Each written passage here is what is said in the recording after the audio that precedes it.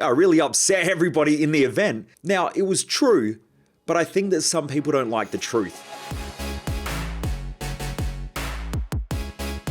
Driven Mofos, welcome back to another episode of The Underestimated Entrepreneur. It's great to have you back here. Before we get into today's episode and I tell you about how I upset everyone at our recent event, I guess it didn't upset everybody, it upset some people. I could see their faces shift. But before I get into that, I just wanted to say a massive thank you to all of the driven individuals in our community who have been sharing this podcast. Just over the last week, I've watched our numbers increase dramatically. So a massive thank you to all of those who have been sharing it. I asked in the last couple of podcast episodes if our community was up for the challenge, which was sharing this podcast or the podcast at least once in the next week or so on their social media channels, or at least telling one friend or one family member to listen to the podcast. And it was really cool. I got a couple of messages from people saying that some people from the community have gone out there and told them to listen to the podcast. And so they sent me a message on my Instagram and Facebook and said, thank you, they're really enjoying it. And let me know those of you out there who have been sharing the podcast as well. So, a massive thank you to all of the community. I really want to get this podcast into the hands of more people,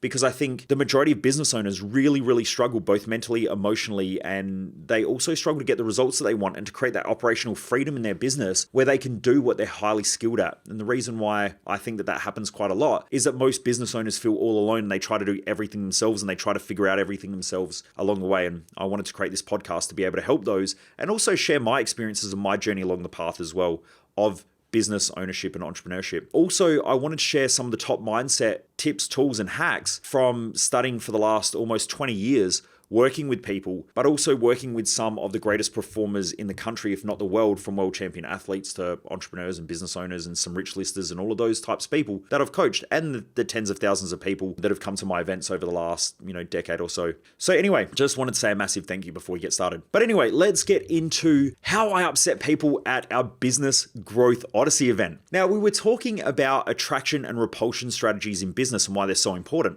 Now, when you're really who you are, so in your own life, you will know that when you're yourself, you will piss people off. And that's just because sometimes people don't like the color of your hair, the color of your skin. They don't like the fact that you're male or female or whatever gender you are. And so naturally, you're just going to upset people by just being yourself. But what I've learned is that you're better off upsetting people by being yourself, because then you'll be satisfied with who you are as an individual. And the more you live your own life and you implement a lot of the tools that I teach at Thrive Time by getting clear with your mission, your purpose, your values, and the other 3 pillars in life, the more you do that, the more confident you become in yourself. And the more you realize you are who you are, and even when people judge you and criticize you, you're just being yourself. And that's a great gift, because it just gives you so much self-belief and self-power. And I think a lot of people like that. So what I was talking about was that in business, it's the same. You need to have an attraction strategy to attract the right clients, but also to repulse the wrong people. Because if you start bringing in the wrong clientele, it starts to create a distortion in your community, and it also doesn't create a great culture. And a lot of businesses out there try to please everybody, and because that, they just automatically fall into a category of a shit culture. I was talking to someone the other day who works in a trade-based business, and I was saying this to them, and I was working with them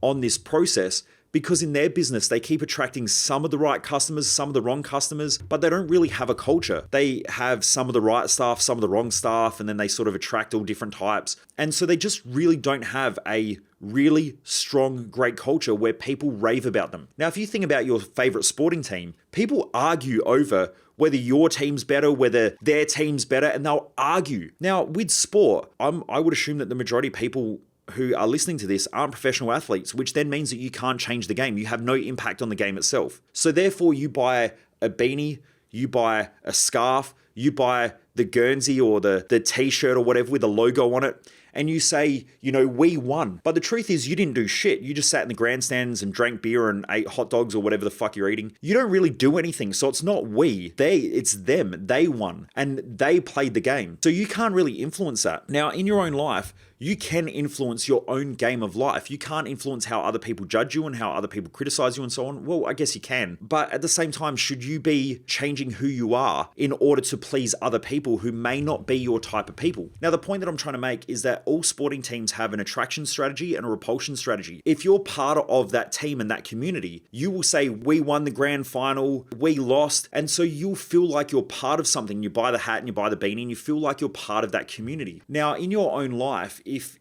you don't naturally attract the right people into your life, you'll attract all types of people and they may be the wrong people. And so therefore you don't have a strong culture. And that's why sporting teams and sporting associations have strong cultures, because that culture itself creates an attraction strategy to attract the right people into their community. But also everybody else who is against your team will be repulsed by your team. And this is why people argue. I hear it all the time when I go to cafes and stuff. I sit there and I listen to people bag other sporting teams. They go, oh, they're shit and they did this, and then they give each other a bit of crap. Especially in Australia, we tend to banter, and the US do it as well, where we have a bit of banter and we give crap to other people's teams and tell them how shit they are and how crap they played on the weekend and why they're not going to win the grand final. And they do it with absolute belief and conviction. Why? Because that team has culture. Now, in your own life, if you want to create a great culture around you, and you want to create great people around you, and you want to build a great business, you have to have an attraction strategy, but you also have to understand that you're going to repulse a lot of people. Now, if we go to, let's say, the AFL, and you've got, I don't even know how many teams are in the AFL anymore, but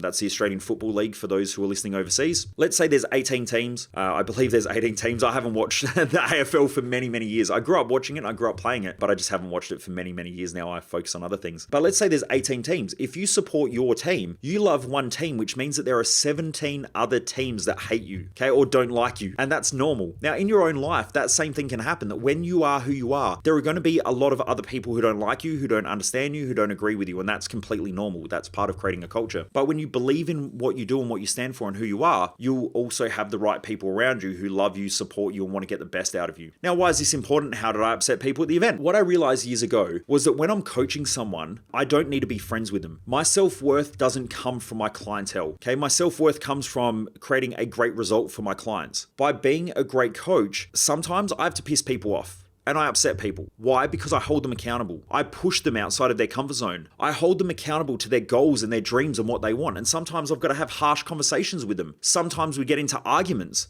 and things like that, or heated discussions over certain topics, because I have to do that in order to hold them accountable and get the best result out of them. The same as if you're a parent. You know, I see a lot of parents out there who want to be friends with their kids, and that's cool. But would you rather be friends with your kids and then have them be feral because you're always giving them what they want? Or would you prefer to have amazing kids because you hold them accountable and push them to be better and push them to get great results that are important to them in life? Not where you're projecting your insecurities and shit onto them, but where you know who they are as people and you try to get the best out of them. Okay, by understanding their values and their mission in life and their purpose and all of those types of things.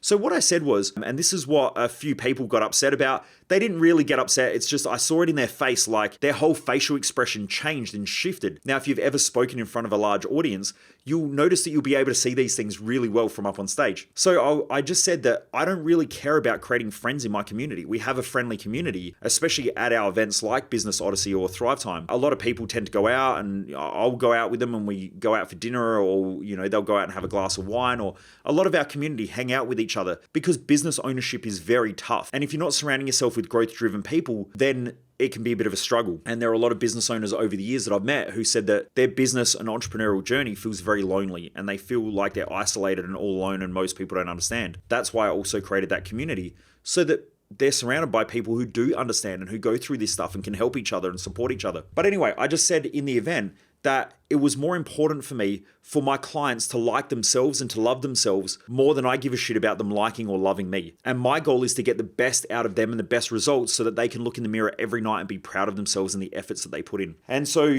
when I said that I didn't really care whether my clients liked me or not, or whether they were my friends, I could see a few people's facial features just shift and change, because we do have quite a friendly community and everyone seems to get along reasonably well, especially for those who come to those types of events, because they're more of our advanced events, so they've been in the community for a little while, or been watching what I do for a little bit, or listening to the podcast and so on. But I just found it really fascinating and interesting that so many people have this need to be liked, and they have this need to want to be friends with everybody, and it normally comes at a cost or a huge expense, and that expense is the expense or the cost of their own self-worth, their own self-love, their own self-respect, and their own results in life, because they're too busy trying to please everybody else, especially their customers, friends, family, and people around them, instead of just doing the right thing by themselves, but by doing that as well, inspiring those around them to keep stepping up and doing greater things. So I really wanted to talk about that today, because if this is resonating with you, it might be worthwhile to having a little bit of reflection time to really reflect on, are you trying to be friendly with everybody and trying to be liked by everybody? And if so, why?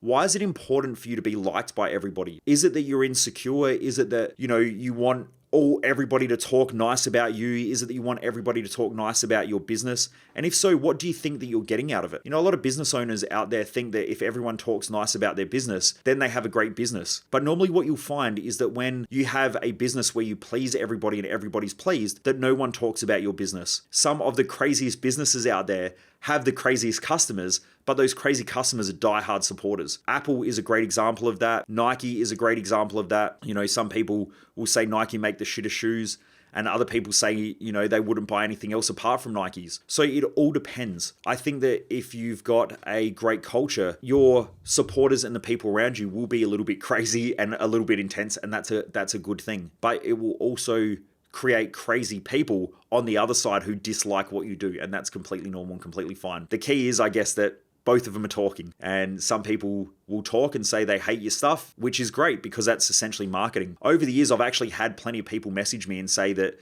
someone that they knew was talking shit about what we do, or that they hated the podcast, or that it was crap, or I swear too much, or blah, blah, blah. And they go and check out what I do, and then they like it.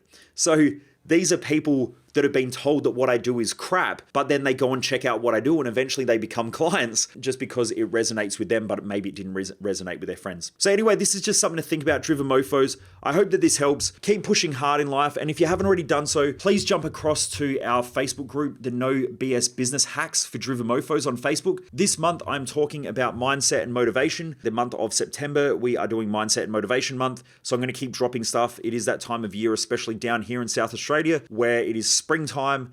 And so I know that there are a lot of people out there who are starting to get a bit more motivated to get out and do things. So I thought, what a perfect time to rejig and retweak our mindset. So it's a perfect time in there for business owners and non-business owners as well to get re-inspired, re-motivated, to start to get their focus back again and start to push hard after winter. Anyway, Driven Mofos, have a great day. Also please remember to tell somebody about this podcast this week. At some point, just share it if you can in some way, shape, or form, whether it be on social media, whether it be just telling someone that you work with, check out this podcast or listen to it. It makes a massive difference, and the more people we can get this out to, the better for everybody. Anyway, have a great day, Driven Mofos, and I really appreciate each and every one of you for listening to this podcast and for being part of our amazing Driven Mofo community. Anyway, keep pushing hard, Driven Mofos. Have a great day.